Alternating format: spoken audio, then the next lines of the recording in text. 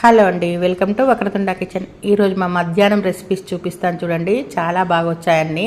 ముందుగా వేడివేడిగా అన్నం వండుకున్నాము. తర్వాత అన్నంలోకి పాలకూర పెసరపప్పు కాంబినేషన్లో పప్పు చేసుకున్నామండి. చాలా బాగుంటుంది. ఎండాకాలంలో పెసరపప్పు ఒంటికి చలవ చేస్తుందండి. ఈ విధంగా పాలకూర పెసరపప్పు కాంబినేషన్లో పప్పు చాలా బాగుంటుంది.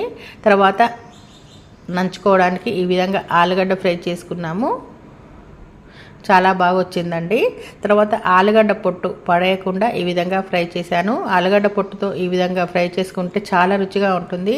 నిజానికి ఆలుగడ్డ ఫ్రై కంటే కూడా ఈ విధంగా పొట్టు ఫ్రై చాలా రుచిగా ఉంటుందండి. నేను రకరకాలుగా మన ఛానల్లో ఆల్రెడీ పచ్చడి కర్రీ ఎలా చేసుకోవాలో పెట్టాను. కావాలంటే చూడండి. మీరు కూడా ఈ విధంగా ఇంకోసారి ఆలుగడ్డ పొట్టు పడేయకుండా ఫ్రై చేసుకొని చూడండి. చాలా రుచిగా ఉంటుంది.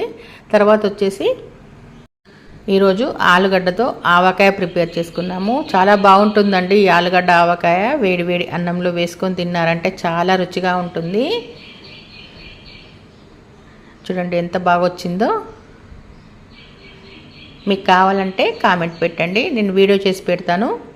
మీకు వెజ్ రెసిపీస్లో ఏమైనా కావాలంటే మా కామెంట్లో పెట్టండి, నేను వీడియో చేసి పెడతాను. మీకు మా వీడియో నచ్చినట్లయితే లైక్ చేసి మా ఛానల్ని సబ్స్క్రైబ్ చేసుకొని మాకు సపోర్ట్ చేయండి. Thank you for watching.